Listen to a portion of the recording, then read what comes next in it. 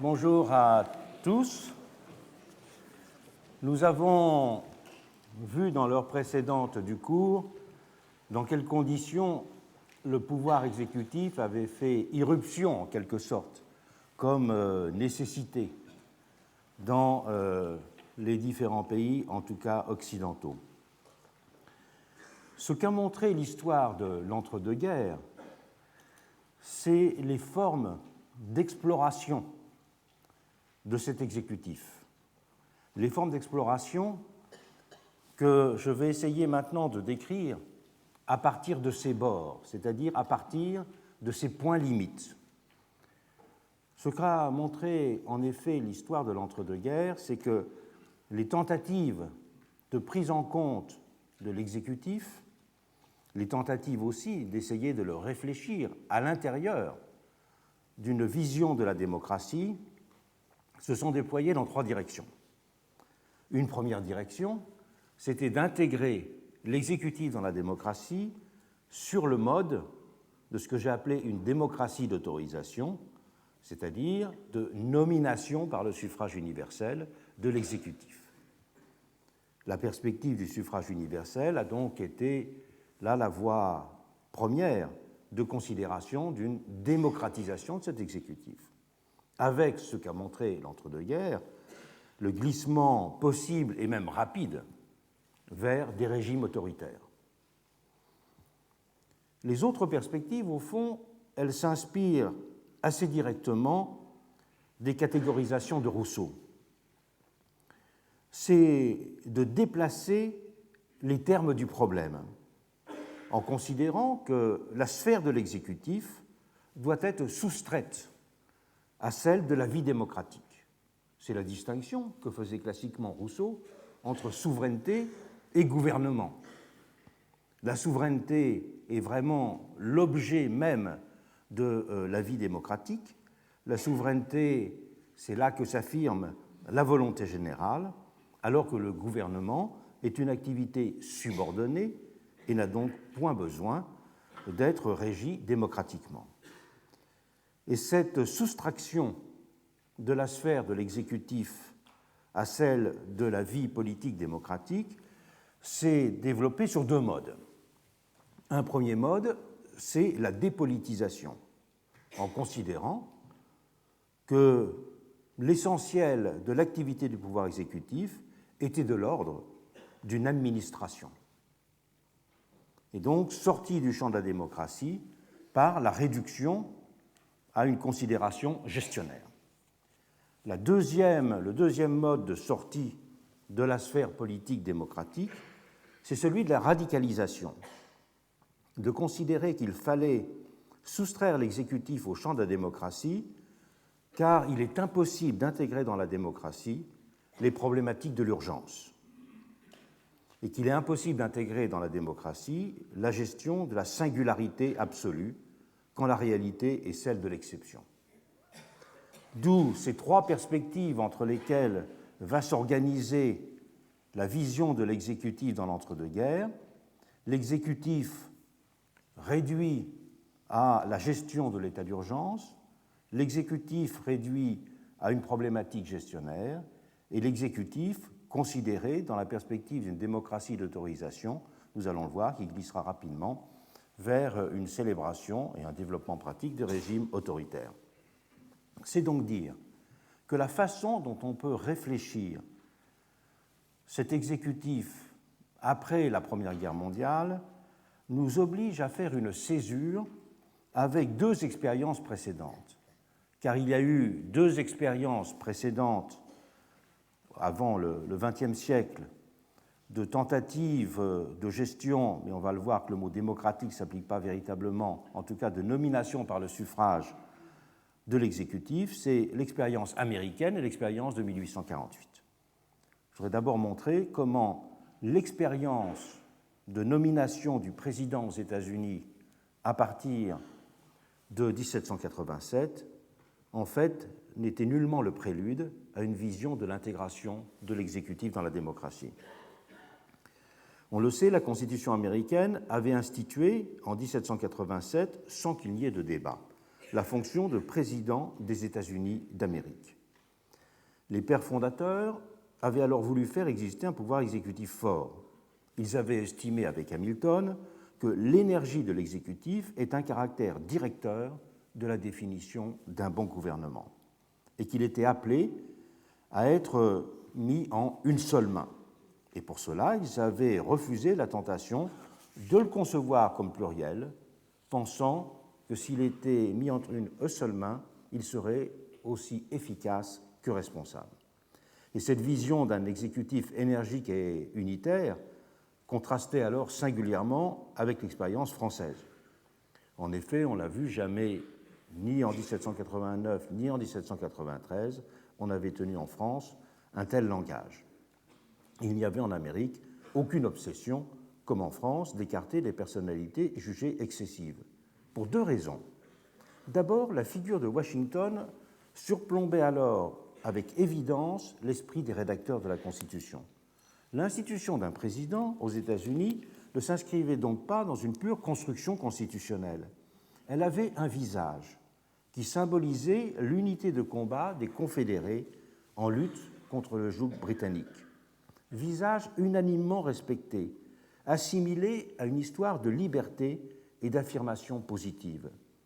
L'Amérique était par ailleurs un pays fédéral dans lequel les États disposaient d'une très large autonomie.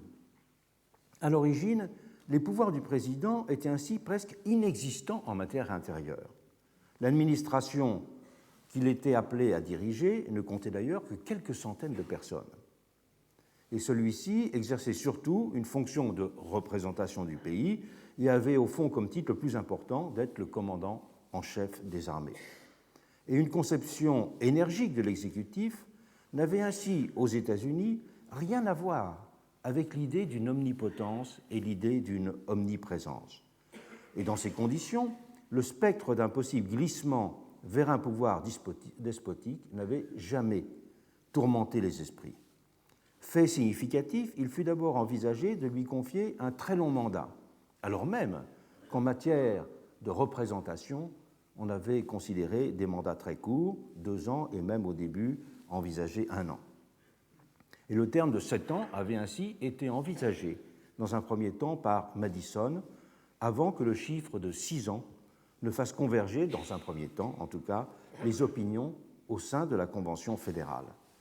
Consensus qui contrastait donc singulièrement avec la vivacité des débats consacrés à la durée des mandats pour l'organisation de la Chambre des représentants. Mais comment procéder à la désignation du président ? Il fut un moment qu'il soit envisagé qu'il soit nommé par le Congrès, le Sénat et la Chambre des représentants. Mais cette procédure fut repoussée. On craignit qu'elle ne conduise à faire du président un jouet entre les mains des factions parlementaires. Et furent même pêle-mêle invoquées à ce propos les intrigues du Sacré Collège pour l'élection du pape et celles de la Diète polonaise pour la nomination du roi. On avait les références qu'on pouvait. Et fut simultanément repoussée la proposition de Wilson de procéder à une élection directe par les citoyens. La question avait été repoussée sans discussion. Et l'accord se fit sur le principe d'une désignation par un corps de grands électeurs, constitué à cet effet particulier, composé de représentants des différents États, en nombre équivalent aux sénateurs et aux représentants attribués à chacun. Et les éléments pratiques d'organisation de l'élection, parce qu'il était compliqué alors de déplacer à Washington un grand nombre de personnes, et une certaine vision aristocratique, disons, du suffrage, s'étaient alors conjugués pour faire adopter cette disposition. On était donc fort loin d'une élection populaire, d'autant plus que les législatures des États étaient libres de faire désigner leurs grands électeurs selon les modalités de leur choix. Et dans certains États, ce sont les législatures elles-mêmes qui désignèrent ces électeurs, tandis que d'autres optèrent pour une élection populaire directe, mais en découpant leur territoire en districts entre lesquels était divisé le nombre de personnes à désigner. Élections dans lesquelles les candidats furent très tôt identifiés à la défense d'un ticket qui comportait le nom d'un président et d'un vice-président. Et c'est seulement en 1832 que cette procédure de nomination, qui qui se fait sur la base des districts a été abordé presque partout.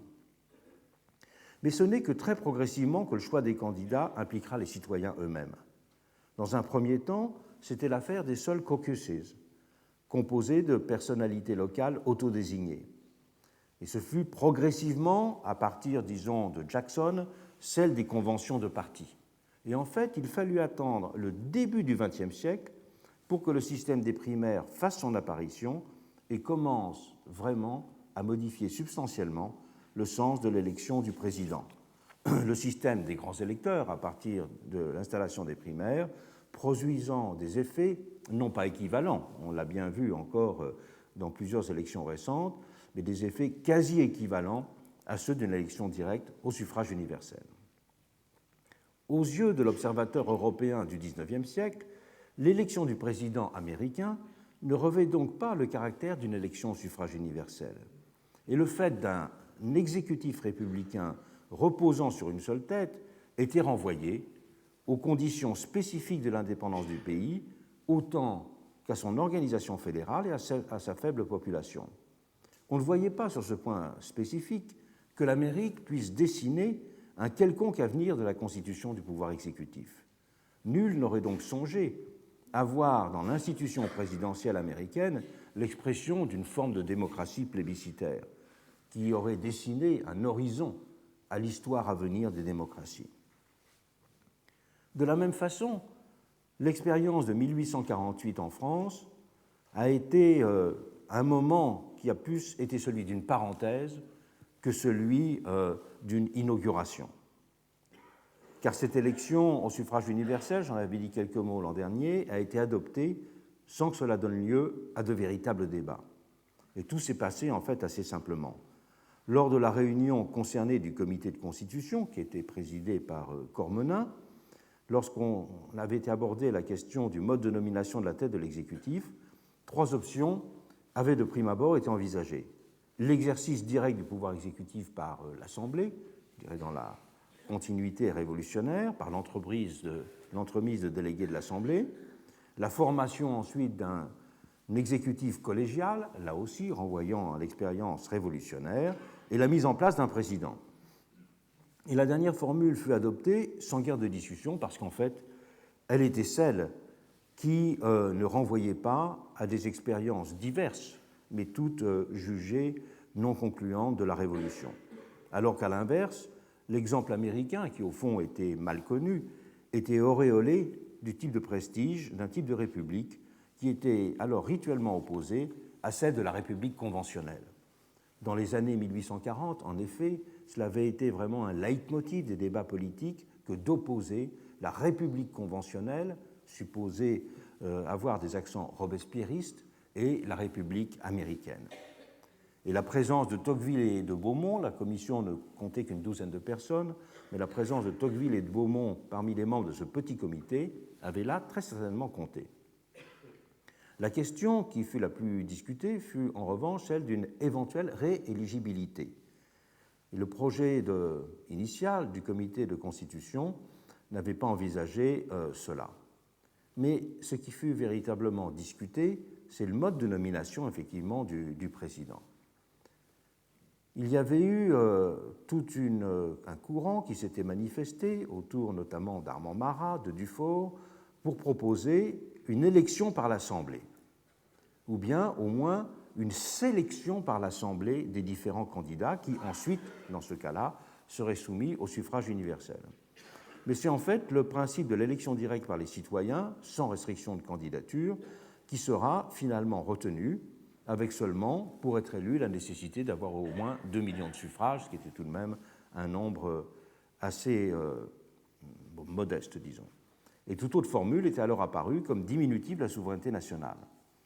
L'essentiel de ces dispositions sera repris dans le texte final, non sans d'âpres discussions à l'Assemblée qu'il faut rappeler pour bien prendre la mesure des conditions de cette extraordinaire innovation constitutionnelle. À l'extrême gauche, Félix Pyat, le futur communard, avait plaidé contre l'institution même d'une présidence. Il ne pouvait y avoir pour lui 2 expressions distinctes de la volonté générale. Et la division des pouvoirs, disait-il, n'est pas d'essence républicaine. C'est la vieille expression du monisme révolutionnaire. Dans une république, avait-il dit, il n'y a plus qu'un droit, le droit du peuple, qu'un roi, le peuple même, représenté par une assemblée élue. Cette assemblée doit donc être souveraine, comme le peuple qu'elle représente, elle résume tous les pouvoirs, elle règne et gouverne par la grâce du peuple, elle est absolue, comme l'ancienne monarchie, et peut dire aussi « l'État, c'est moi ». C'est donc à la fois l'expression du monisme révolutionnaire et de la pure théorie du pouvoir parlementaire. Et la démocratie et la République consistaient ainsi pour Félix Piat simplement dans la translation à un collectif élu de l'ancien pouvoir royal. C'était la vision donc classique qui était hostile à toute idée d'équilibre et de contrepoids. Mais vision qui avait aussi une dimension libérale, et c'est pour cela qu'elle était défendue aussi par des libéraux, dans la mesure où l'existence d'une direction collective constituait une garantie que le pouvoir pouvait rester soumis au droit.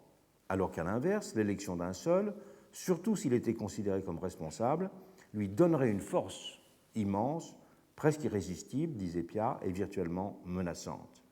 Une telle élection, avait-il dit, est un sacre bien autrement divin que l'huile de Reims et le sang de Saint-Louis. Et de deux choses l'une, insistait Piat.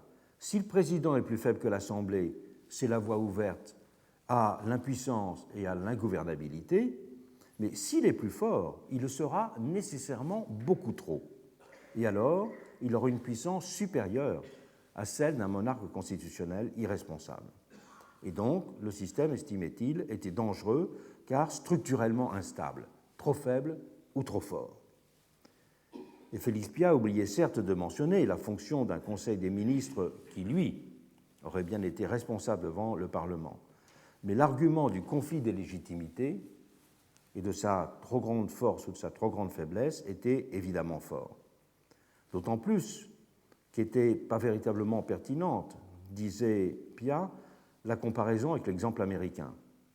Car le président aux États-Unis était d'abord le point de réunion nécessaire d'un pays fédéral. Et la présence d'un président était nécessaire pour consolider l'unité d'un pays dans lequel le fédéralisme était, on le verra plus tard, extrêmement ancré.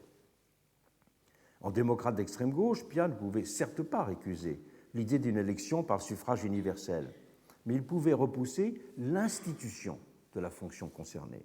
Ce n'est donc pas l'idée du suffrage universel, mais l'institution même de la présidence qui était critiquée. Du côté socialiste, c'était le spectre de la monarchie qui était globalement agité. Pierre Leroux accusait ainsi le projet, je le cite, de conserver la monarchie sous le nom de présidence et par là même d'ouvrir la carrière à toutes les ambitions. C'était le même son de cloche chez Proudhon. Il disait « la présidence, c'est la monarchie ». Dans Le Peuple, il écrivait encore « Vous excitez dans le pays la fringale monarchique. Le pays vous répondra par une monarchie. Votre président sera roi. » Et c'est ce qu'il reprochait à ces plumes qu'ils estimaient imprudentes du comité de constitution. La menace tenait aussi pour Proudhon au fait que pour le peuple, le pouvoir véritable, parce que sensible et visible, était celui de l'exécutif. Et là, les réflexions de Proudhon étaient très novatrices. Et c'est parce que le peuple considérait que le vrai pouvoir, c'est ce qui était visible, c'est pour cela que, du même coup, c'est vers des personnalités capables de le subjuguer et non vers les talents effectifs qui se tourneraient. Il écrivait « Vous sauriez-vous, par hasard, imaginer nos Solons et nos Lycurgues ?» lançait-il aux membres du comité, que le peuple ayant marié sa fille, la République irait lui donner un manant tel que vous et moi, Cavaignac, Lamartine, Le Dru-Rollin ou Thomas Diafoirus? Quoi, un soldat, un rimeur, un bachelier président de la République? Fou que vous êtes! Est-ce que le peuple connaît ce monde-là? Est-ce qu'il s'inquiète de leurs galons et de leurs diplômes? Non. Ce qu'il faut au peuple pour la République, ce qu'il demande, c'est un bon mâle de forte encolure et de noble race. Il fallait donc, pour lui aussi, repousser l'idée même d'une présidence. Comme Pierre Leroux, la réforme essentielle était pour lui de refonder le système représentatif et de l'asseoir, on le sait, sur des formes de représentation professionnelle qui donneraient le pouvoir au prolétariat organisé. Dans le camp des républicains conservateurs, c'est d'abord le pouvoir parlementaire qu'il s'agissait de préserver, dans le sens moniste de la tradition révolutionnaire. Et les républicains conservateurs se retrouvaient sur ce point totalement avec l'extrême gauche. On verra d'ailleurs que ce sera une alliance sur ce point constitutionnel qui durera sous la Troisième République.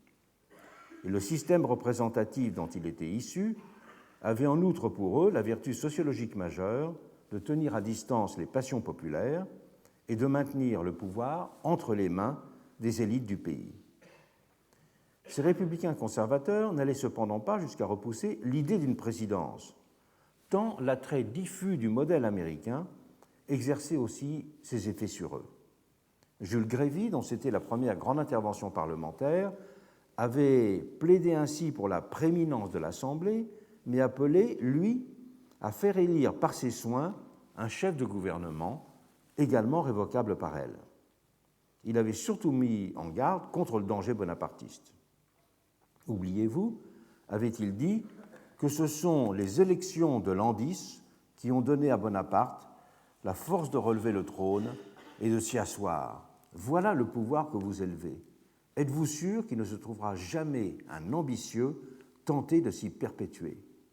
Et si cet ambitieux est un homme qui a su se rendre populaire, si c'est un général victorieux, entouré de ce prestige de la gloire militaire auquel les Français ne savent pas résister, si c'est le rejeton d'une des familles qui ont régné sur la France, et s'il n'a jamais expressément renoncé à ce qu'il appelle ses droits, si le commerce languit, si le peuple souffre, s'il est dans un de ces moments de crise où la misère et la déception le livrent à ceux qui cachent sous des promesses des projets contre la liberté, répondez-vous que cet ambitieux ne parviendra pas à renverser la République?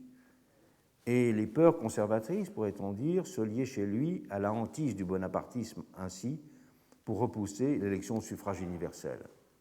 Mais chez lui encore, c'étaient les souvenirs historiques, c'étaient les peurs, beaucoup plus que l'argumentation politique et constitutionnelle qui étaient manifestées. Et comme chez les socialistes, on peut dire qu'il n'avait pas alors eu l'intelligence critique de son aversion pour ce présidentialisme au suffrage universel. Et c'est en partie pour cela, d'ailleurs, que ces réticences et ces refus furent de peu de poids. Il n'y a pas eu besoin d'une rigoureuse démonstration juridique et politique pour passer outre ces critiques.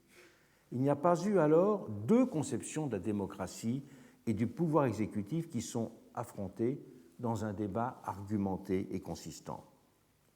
Tocqueville, à qui incombait la défense du projet du comité devant l'Assemblée, avait ainsi pu se contenter de balayer ces différentes craintes, conservatrices ou d'extrême gauche, de dérive de l'institution, et ces différents risques évoqués avec des arguments assez faibles. Il avait surtout minimisé les enjeux et soutenu que le pouvoir du président se réduisait à peu de choses, même avec l'élection populaire. Il n'y avait donc pas lieu pour lui de s'alarmer. Au fond, cette élection ne servirait qu'à donner, disait-il, quelques couleurs à un pouvoir en lui-même bien falot. Comme si cet être si faible, pour employer son expression, ne pouvait parvenir à prendre consistance que grâce à cette grande ombre du peuple qui planerait positivement sur lui du fait de son élection au suffrage universel. Retirez-la lui, et au terme de la Constitution, il ne restera rien, avait-il même été jusqu'à dire. Juste une béquille ou une brosse à reluire, en quelque sorte, que cette élection pour lui. Son principe appartenait, au fond, à un de ces faits de civilisation irréversibles que l'on pouvait éventuellement déplorer, mais sans en interrompre la marche. Son ami Gustave de Beaumont avait alors laconiquement noté de son côté « Il est évident que l'élection du président ne peut être faite qu'au suffrage universel ». Et on le sait, le grand orateur de la période, qui était Lamartine, défendra avec beaucoup de flamme cette institution, mais avec plus de grands mots que d'arguments. Et du même coup, les arguments constitutionnels étant limités, on peut dire que c'est un saut dans l'inconnu qui a été fait, mais un saut dans l'inconnu qui n'était pas considéré comme dangereux. Un saut dans l'inconnu qu'on peut comparer à ce fameux leap in the dark dont les Britanniques parleront en 1867 au moment du second Reform Bill. Lamartine avait conclu « Le pouvoir dans les républiques est dans la popularité où il n'est nulle part ». Et à court d'arguments, il avait dit « Alea jacta est », que Dieu et le peuple se prononcent, il faut laisser quelque chose à la Providence. Et évidemment, on verra le travail de la Providence. La première véritable élection moderne au suffrage universel, pour cela, réfléchie, liée à une considération moderne du pouvoir exécutif, n'est donc pas la suite de ces deux tentatives historiques, de l'élection américaine et de l'élection française de 1848. C'est seulement avec Weimar, la République de Weimar, en 1919, que va être inventée cette forme de démocratie présidentielle. En 1871, la constitution allemande qui avait été élaborée par Bismarck, au lendemain de la victoire, avait mis en place un système dualiste avec prépondérance de l'exécutif. Mais le régime en place alors n'avait rien de vraiment parlementaire. L'empereur pouvait dissoudre le Reichstag, mais ce dernier ne pouvait renverser le chancelier, la tête de l'exécutif, qui ne dépendait que du premier. En 1918, après la guerre, tout sera différent. Après la défaite et le départ de l'empereur, la nouvelle constitution va mettre en place un régime également dualiste, mais plus structurel que le précédent, les pouvoirs exécutifs et législatifs y étant parfois renforcés de concert. Renforcement du Parlement tout d'abord. Outre ses prérogatives ordinaires en matière législative et budgétaire, le Reichstag conquérera une véritable autonomie politique et il peut notamment retirer sa confiance au chancelier du Reich comme au ministre pris individuellement. Mais le pouvoir exécutif est simultanément renforcé par l'élection directe au suffrage universel du président du Reich. C'est là, avec l'article 48 dont je parlerai dans une séance prochaine, l'innovation décisive qui a marqué la Constitution de Weimar. Innovation inséparable de tout un ensemble d'autres dispositions démocratiques qui ont donné à ce texte un caractère pionnier dans l'Europe du début du XXe siècle. Instauration du suffrage féminin d'abord, même si à cette période l'Allemagne n'est pas la seule dans ce cas, possibilité de déposition du président du Reich par un vote populaire, l'équivalent du recall américain, organisé à la demande des 2/3 des membres du Reichstag, possibilité à l'inverse pour le président du Reich de susciter un référendum pour écarter une décision du Parlement en matière de budget, de loi sur les impôts ou de traitement des fonctionnaires, et enfin, organisation d'un référendum lorsqu'un projet de loi est présenté à l'initiative du 10e des électeurs. On retrouve donc dans la Constitution de Weimar tout un ensemble des dispositifs qui avaient été suscités, ou souhaités en tout cas, par le Progressive Movement aux États-Unis, avec cette différence fondamentale qu'il y a l'ajout de l'élection au suffrage direct du président. Le lieu n'est pas ici de développer l'analyse de ce texte fondateur, mais il convient en revanche de revenir sur les conditions dans lesquelles l'élection populaire de la tête de l'exécutif a été décidée de façon relativement consensuelle. C'est cela qui est l'élément remarquable, car cela n'avait rien d'évident a priori. Les sociodémocrates avaient par exemple commencé à dénoncer un président du Reich qui serait un simple substitut d'empereur. Il parlait de Kaiserersatz, déclarant que l'élection présidentielle par le peuple était une authentique ficelle napoléonienne. C'est l'expression qui sera employée par le vétéran du parti, Hermann Volkenburg. La préférence des sociodémocrates allait spontanément vers le régime parlementaire, dans lequel le gouvernement se trouverait dans la dépendance de la représentation populaire. Ils acceptaient la mise en place d'un chef de l'État, mais à condition que celui-ci ait un pur rôle de représentation. Mais ils infléchirent leur point de vue lorsqu'ils réalisèrent que l'un des leurs pourrait occuper cette fonction. Et ce sera effectivement Friedrich Hebert, leur leader, qui sera de fait le premier président en fonction de 1919 à 1925. Et les libéraux, de leur côté, voyaient dans le type de dualisme qui était envisagé la forme moderne d'une sorte de monarchie constitutionnelle qui leur convenait. À droite, plus largement, on voyait dans la figure présidentielle un moyen d'équilibrer et de limiter les effets de l'expression populaire dans son expression parlementaire. On pensait aussi qu'elle s'imposait pour éviter que ne se mette en place, je reviendrai sur ce point, un régime de la discussion, synonyme d'impuissance. D'une façon plus large, l'antiparlementarisme diffus de l'époque, qui se retrouvait partout en Europe, allait dans le sens de la reconnaissance d'un pouvoir accru de l'exécutif. On peut donc dire que l'élection au suffrage universel satisfaisait les uns et n'inquiétait pas les autres. Des raisons opposées purent de la sorte converger pour faire adopter cette mesure. Cela n'allait évidemment pas sans ambiguïtés conséquentes, qui se révéleront plus tard explosives.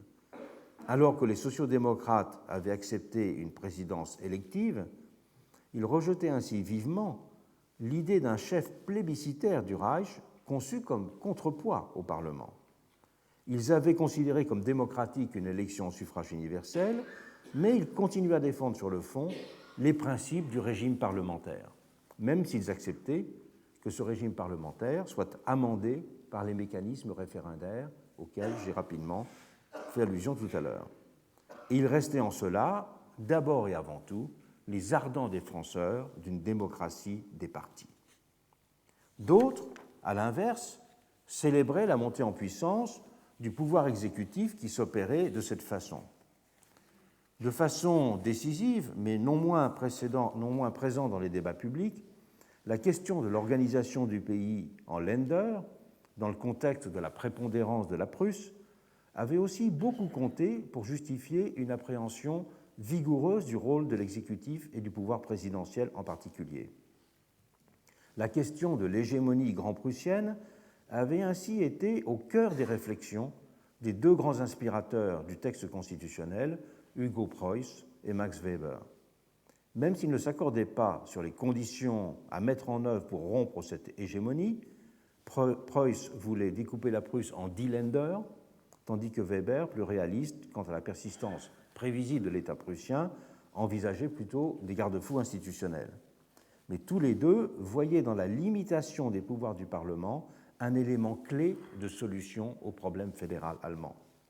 Un pur parlementarisme aurait en effet permis à leurs yeux d'assurer une position hégémonique de la Prusse dans un Reichstag élu sur une base unitaire.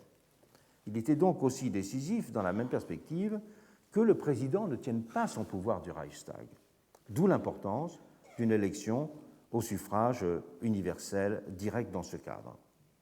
Au-delà de ces considérations immédiatement constitutionnelles, Max Weber, on le sait, a théorisé dans ce contexte la notion de démocratie plébiscitaire, forgeant en allemand le terme de plébiscitäre Führerdemokratie. Elle lui a alors permis de caractériser des situations dans lesquelles le charisme était réinterprété en dehors de toute relation de domination. C'est dans une série d'articles de 1917, rassemblés sous le titre « Parlement et gouvernement dans l'Allemagne réorganisée », que Max Weber a développé cette conceptualisation. Et pour bien suivre sa démarche, il faut rappeler ce qui constituait à ses yeux de sociologue le point de départ de toute réflexion politique de l'époque. 3 facteurs structurels déterminants étaient pour lui à prendre en compte. Tout d'abord, le fait de la bureaucratisation et de la tendance conséquente à l'autodétermination de l'administration, à son autonomisation, qui était gage d'efficacité mais de sclérose à la fois. En second lieu, second élément central, le rôle joué par les partis politiques, avec le poids toujours plus grand des machines et des politiciens professionnels. Weber avait totalement fait sienne, sur ce point, les analyses de Bryce, de Michels et de Ostrogorski sur le rôle des partis comme nouvelle puissance oligarchique. Enfin, troisième élément, le danger qui était représenté dans les démocraties de masse, je le cite, par la possibilité de prévalence des éléments émotionnels en politique. Donc on peut voir que dans les peurs de Max Weber, il y avait une analyse de la bureaucratisation, une analyse de l'oligarchie des partis, et puis une analyse, au fond, très proche de celle de Le Bon sur les foules émotives en politique. Et Weber pensait donc qu'il fallait canaliser et contrôler cette administration, qu'il fallait trouver un bon usage de partis qui, s'ils étaient désormais incontournables, s'ils avaient un rôle indépassable, parce qu'ils contribuaient, c'est son expression, à rationaliser la démocratie de la rue. Mais s'il fallait en outre honorer la souveraineté populaire, il fallait en même temps l'encadrer et l'organiser. Donc, il n'y avait pas de réflexion sur l'exécutif qui ne tienne pas compte, valable, qui ne tienne pas compte de ces trois facteurs. Et c'est l'élection au suffrage universel du chef de l'exécutif qui lui paraissait susceptible de répondre à ces trois objectifs et de contourner ces trois difficultés des démocraties modernes. C'était donc invité à fonder l'État de Weimar sur deux principes complémentaires de légitimation. La légitimité constitutionnelle parlementaire, d'une part, et la légitimité qualifiée, c'est le terme qu'il emploie, de révolutionnaire du président du Reich, élu directement par le peuple. Cette légitimité révolutionnaire dessinait une position qui était pour lui à la fois de recours et de puissance. Elle reposait sur l'appel fait au parti de sélectionner des leaders aptes à remplir cette tâche. Elle donnait satisfaction, de l'autre côté, aux masses qui affirmaient de leur sorte leur souveraineté. Donc, l'élection au suffrage universel était un compromis entre la dynamique du suffrage universel et la reconnaissance du rôle de fait des partis. Les partis étant des agences de sélection et le suffrage universel à un moment de choix. Et Weber considérait ainsi qu'un nouvel âge de la démocratie pouvait s'ouvrir, prenant la suite de la précédente démocratie des partis. C'est cela qui est très important. Pour lui, c'était la solution à la démocratie des partis qui s'enfermait dans l'oligarchie et le repli sur elle-même. Je le cite. La conséquence de la démocratisation active des masses est que le chef politique n'est plus proclamé candidat par un cercle restreint de notables qui reconnaissent qu'il a fait ses preuves pour ensuite se transformer en chef grâce à son action parlementaire. Aujourd'hui, il gagne la confiance et la foi que les masses placent en lui et donc en son pouvoir en utilisant des moyens démagogiques de masse. Dans l'essence démagogique étant employé là au sens technique du terme, disons. Dans l'essence des choses, cela signifie un tournant césariste dans la sélection des chefs. Et le fait que toute démocratie comporte cette tendance est fondamental. Et le moyen spécifiquement césariste, c'est le plébiscite. Weber n'a pas voulu identifier une forme démocratique que l'on pourrait dire plus avancée, en caractérisant ce tournant césariste. Il a même, en effet, toujours été un démocratique fort sceptique. Il n'a jamais cru à l'idée d'une volonté générale active. Il a toujours considéré, en sociologue réaliste, que le pouvoir était mécaniquement destiné à être exercé par une oligarchie. Il a toujours eu une vision purement instrumentale et aucunement philosophique de la démocratie. Avec ce modèle plébiscitaire, c'était donc plutôt paradoxalement une perspective de démocratie minimaliste qu'il avait voulu dessiner.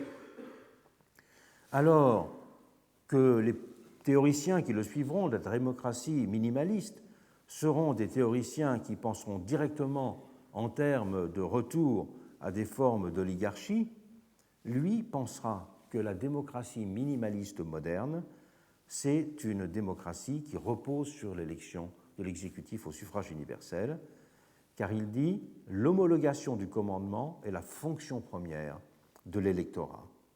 Une démocratie minimaliste était ainsi une démocratie dans laquelle il y avait cette expression populaire, mais qui était ensuite un blanc-seing donné au pouvoir.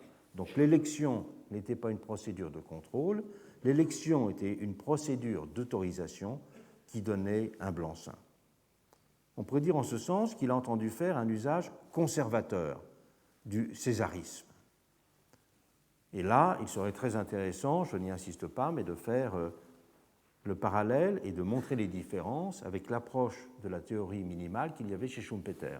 Schumpeter, qui sera un grand lecteur de Max Weber, et les passages de Capitalisme, Socialisme et Démocratie consacrés à la démocratie moderne sont en fait complètement pétris de lecture de Max Weber.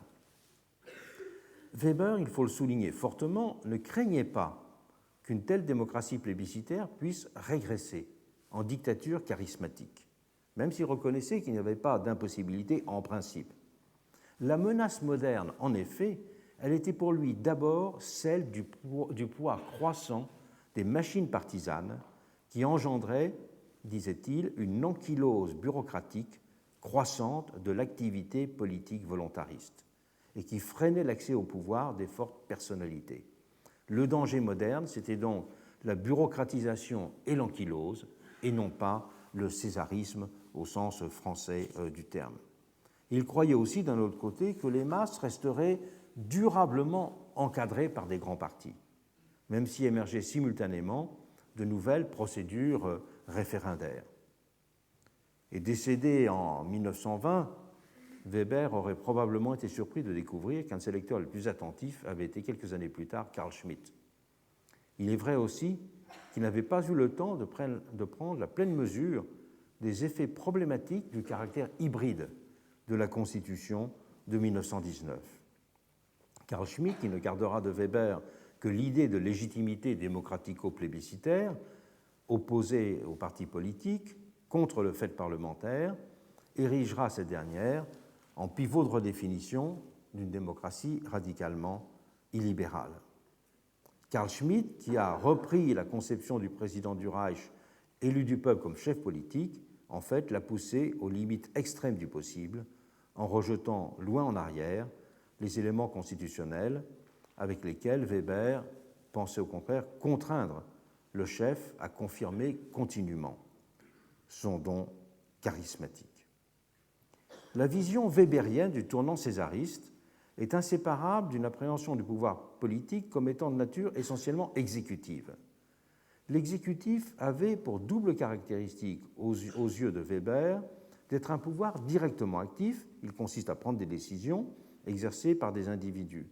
C'est cette circonstance inévitable, écrivait-il, qui détermine le fait que la démocratie de masse, depuis l'époque de Périclès, a toujours acheté ses succès au prix de fortes concessions au principe césariste de la sélection des chefs. À l'inverse, le pouvoir législatif est d'ordre collectif et il est d'essence principalement négative. Donc l'opposition du législatif et de l'exécutif n'est pas simplement une opposition des domaines, mais une opposition de la politique positive et de la politique négative. Théoricien réaliste de la politique, Weber a totalement pris congé, en ce sens, de la perspective légicentrique des régimes libéraux et démocratiques de la fin du XVIIIe et du XIXe siècle.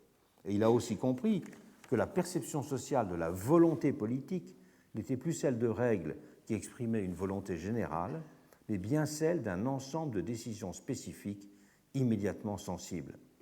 Il a bien vu que l'antiparlementarisme populaire participait en ce sens de la dénonciation de l'espèce de volonté d'impuissance.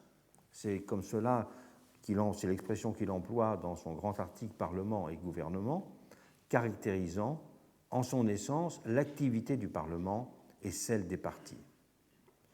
La perspective césariste s'inscrivait donc fortement pour lui dans un nouvel âge objectif de l'agir et de la volonté, appréhendée comme telle par les masses. Et elle correspondait pour cela à l'acceptation d'une coupure structurelle et incontournable entre les gouvernés et les gouvernants. Le problème étant de réguler démocratiquement ce rapport à distance de toutes les précédentes utopies d'un peuple directement législateur. Comment est-on alors passé en quelques années de la République de Weimar qui avait voulu esquisser le modèle d'une démocratie plébiscitaire à la dictature nazie? Ce basculement a été celui d'une concentration de tous les pouvoirs par l'exécutif et d'une personnalisation exacerbée de ce dernier. Il est exemplaire d'un mouvement de radicalisation dont il est essentiel de comprendre les ressorts. car c'est ce basculement qui expliquera pourquoi, après la Deuxième Guerre mondiale, cette première tentative de Weimar de considérer une nomination directe de l'exécutif sera fortement remise en cause. Ce mouvement de radicalisation, il est d'abord lié avec évidence à une déconsidération progressive du Parlement. Dans un premier temps, en Allemagne, l'antiparlementarisme se distingue pourtant peu de celui que l'on rencontre alors partout en Europe. Et il se situait classiquement dans la continuité de l'antiparlementarisme populaire déjà présent sous l'Empire. Il était peut-être même alors moins virulent que celui qu'il y avait en France. Il n'y avait pas, par exemple, en Allemagne, dans les années 1890, disons, 1900, l'équivalent des scandales de Panama ou de celui des décorations. Et l'image de députés profiteurs du système y était aussi moins vive qu'en France. Je rappelle qu'en France, c'est le vote de la fameuse indemnité de 15 000 francs au début du XXe siècle qui déchaînera les fureurs et les colibés contre ceux qui, bien longtemps après les caricatures de la monarchie de Juillet, seront considérés comme les nouveaux ventrus. Et les députés allemands, en effet, ne recevaient aucune indemnité avant 1914. Et le terreau antiparlementaire ne marquait donc outre-Rhin aucune prédisposition particulière. Des scandales éclatèrent certes au début de la période républicaine. On peut notamment penser au fameux scandale Barmat en 1924, qui alimentera également une fièvre antisémite. Julius Barmat était en effet un entrepreneur juif hollandais d'origine russo-ukrainienne. Il était membre du Parti social-démocrate hollandais. Il était accusé d'avoir détourné des fonds de la Banque de Prusse en liaison avec des politiciens. Il y aura donc d'autres causes à la montée en flèche de l'antiparlementarisme à partir du milieu des années 20. D'autres causes d'ordre fonctionnel d'abord. De nombreux membres du Reichstag exerçaient en effet aussi un mandat local dans un Landtag. Et leur fort attachement à leur Länder les conduisait de fait à ne pas considérer comme prioritaire leur action à Berlin. Et la vie parlementaire était en outre alors beaucoup plus terne qu'en France ou en Grande-Bretagne. En Allemagne, la discipline de parti était en effet très rigide, et c'est dans les instances des partis et non au sein des groupes parlementaires que s'élaboraient les positions. Et ce n'était pas au Parlement que se montraient les véritables rapports de force. Il n'y avait en outre au Reichstag aucun de ces joutes oratoires et ces brillantes interpellations qui attiraient ailleurs l'attention du public et donnaient au Parlement leur centralité politique. Le Reichstag n'avait alors nullement le visage d'un parlement de l'éloquence à la française, pour faire référence au livre de Rousselier dans son titre. Ces séances, en effet, ne consistaient qu'en une succession de longs discours qui étaient lus à la tribune. Et l'institution n'avait de la sorte pas de véritable centralité. Il faut aussi souligner les causes directement politiques partisanes de la déconsidération du Parlement. Elles ont d'abord été liées au rapide reflux des partis fondateurs de la République. Ce reflux traduisant autant le désenchantement d'une partie de l'électorat face à l'action gouvernementale que la fragilité de l'adhésion au nouveau régime de ceux que Meinecke appellera les républicains de raison, les Vernunft-Republikaner. À partir du milieu des années 1920, plusieurs importants partis, bien représentés au Parlement, afficheront du même coup de plus en plus fortement leur mépris pour l'institution parlementaire au sein même du Parlement. Ce sera le cas notamment du Parti populaire national allemand, le DNVP. En 1928, son président parlera du Parlement comme un bourbier qui étouffe la nation allemande. Et il appellera à mettre bas la République et les institutions démocratiques. Le Parti communiste, qui est né en même temps que le régime pratiquement, dénonçait de son côté avec virulence la comédie parlementaire et prônait une stratégie révolutionnaire de rupture. Et les nazis, bien sûr, accompagnaient leur montée en puissance d'un affichage de plus en plus virulent de leur mépris absolu pour le Reichstag. Avant même leur percée électorale de 1930, ils n'avaient eu de cesse de vitupérer l'institution. Dans Mein Kampf, Hitler en avait parlé comme d'une majorité vacillante d'individus, d'embusqués moraux, de dilettantes bornés, constituant un demi-monde intellectuel de la pire espèce. Et Joseph Goebbels, qui sera d'ailleurs amené à présider le Reichstag, notera lors de sa première élection en 1928 que ces séances, je le cite, faisaient penser à une école de juifs enragés. Et il écrira « Le parlementarisme est mûr depuis longtemps pour la chute, nous allons sonner le glas pour lui. J'en ai déjà assez de cette comédie, ils n'auront pas trop souvent l'occasion de m'y voir dans leur autre assemblée. » Les raisons constitutionnelles de la dépréciation du Parlement ont aussi beaucoup compté dans l'effondrement du régime de Weimar. Le caractère hybride du texte de 1919, combinaison des systèmes présidentiels et parlementaires, donnait en effet aux contemporains le sentiment qu'il pouvait contenir sa propre alternative. Et le fait, je reviendrai dans l'heure suivante, que son article 48 offrait une échappatoire aux problèmes posés par l'absence d'une majorité et la paralysie du chancelier, selon l'expression de Wolfgang Mommsen, chloroforma la conscience des responsabilités parlementaires. Et la perception d'une possible autonomisation par ce biais du pouvoir présidentiel contribua sur ce mode à la décadence du parlementarisme, et ce d'autant plus que dès 1920, les 2/3 des gouvernements ne disposeront pas d'une majorité parlementaire en Allemagne.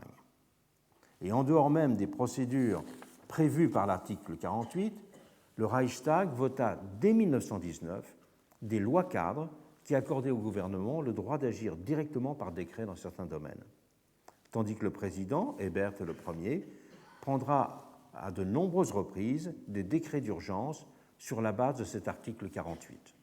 D'octobre 1919 à janvier 1925, Friedrich Ebert prendra ainsi 136 décrets sur cette base de l'article 48.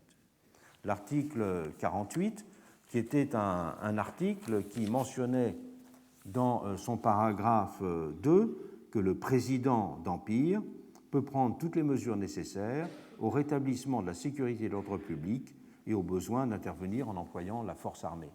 Et donc, l'interprétation très rapide de l'article 48 a été de s'en servir pour remédier en quelque sorte à l'absence de majorité parlementaire. Et donc, c'était une interprétation extrêmement extensive d'un article qui, au début, était considéré, j'y reviendrai, comme vraiment très limité dans sa vision de l'état d'urgence. Et Carl Schmitt pourra ainsi prétendre inscrire dans le cadre même de Weimar sa vision autoritaire, telle qu'il l'a développée dès 1921 dans son livre La dictature et 1923 dans Parlementarisme et démocratie. Le grand tournant présidentialiste, qui n'était qu'amorcé en pointillé, connaîtra l'accélération décisive en 1930 avec la nomination de Brüning comme chancelier.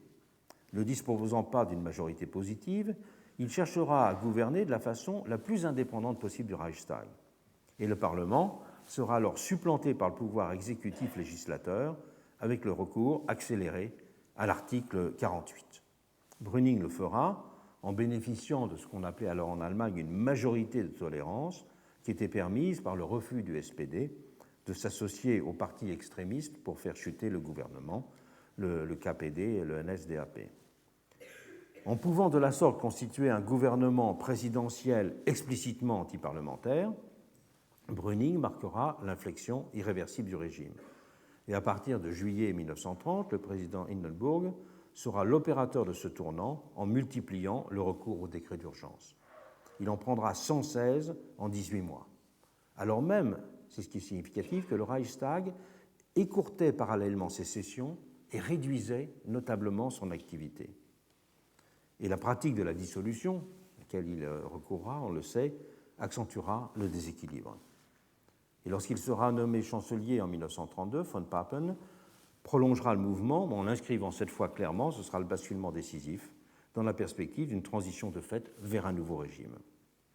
Le contexte de crise économique de la période, la déflation, l'explosion du chômage, la cessation de paiement de certaines banques, contribua d'un autre côté à justifier ce climat d'état d'urgence auprès de la population.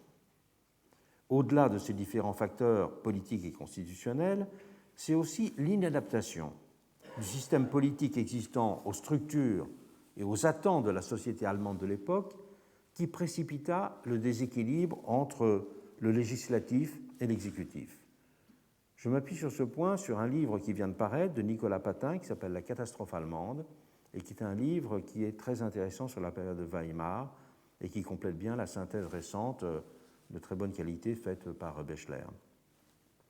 Pour comprendre cette dimension sociétale de ce basculement, il faut partir du fait que, contrairement à ce qui s'était passé en Grande-Bretagne ou en France, l'expérience de guerre n'avait pas eu outre-Rhin d'effet massif de nationalisation des différents groupes sociaux. Si l'expérience des tranchées avait constitué pour les Français un cadre unique de rapprochement social, l'expérience allemande avait d'abord été plus diversifiée, pour une raison très simple, puisque les combats se déroulaient sur 3 fronts bien distincts, et les tranchées, c'était un seul des 3 fronts. Mais aussi parce que l'expérience de la guerre avait été très différente en termes sociologiques. Les soldats d'origine ouvrière ont ainsi été fortement marqués pendant le conflit par le sentiment et l'épreuve d'une distance sociale et de mépris dans le rapport aux officiers. Et cela ne faisait d'ailleurs que prolonger leur perception antérieure de la conscription.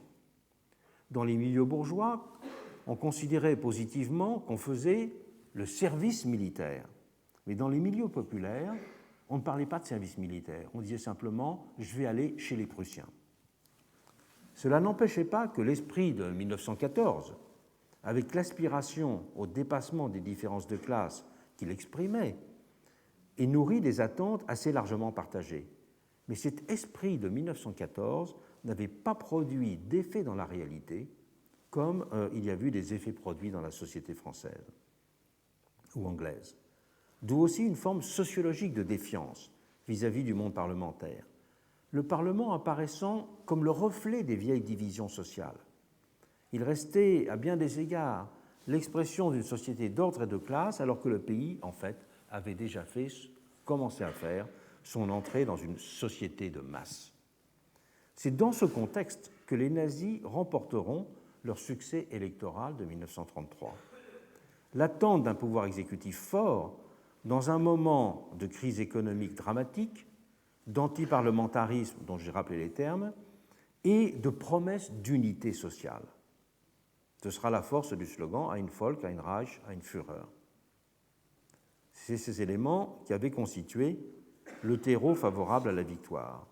Et le simple déséquilibre présidentiel était alors prêt à se muer en véritable dictature, l'acclamation du Führer se substituant aux procédures précédentes de légitimation. Le pouvoir se personnalisant alors radicalement, en même temps qu'il s'individualisait et accroissait son emprise sur la société. Meinecke dira « Les Allemands n'étaient pas prêts pour la démocratie » pour expliquer la catastrophe. Il est très difficile de dire si un peuple est jamais prêt pour la démocratie. Si l'on entend par là que tous les électeurs se comportent en acteurs parfaitement rationnels et qu'oublient leur individu pour ne s'affirmer qu'en citoyens soucieux du bien commun. Mais il est frappant de constater que ce sont les divisions de la société allemande, telles qu'elles s'exprimaient dans le système des partis, qui ont joué un rôle essentiel. Il est frappant de constater aussi qu'à l'époque de Weimar, la démocratie n'avait été pensée que comme une procédure d'autorisation et non comme une régulation continue des rapports entre le pouvoir et la société, c'est-à-dire sur le mode d'une légitimité d'exercice.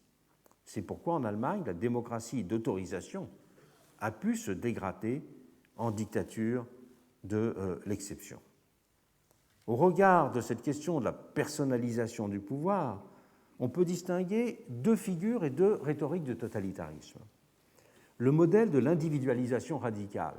J'ai fait la distinction récemment entre individualisation, personnalisation, présidentialisation, celui du nazisme. Mais il y a un deuxième modèle, c'est celui de la superposition d'une individualisation et d'une dépersonnalisation sous les espèces du pouvoir anonyme du parti, celui du stalinisme. Dans le stalinisme, en effet, l'égocrate joue sur les 2 tableaux.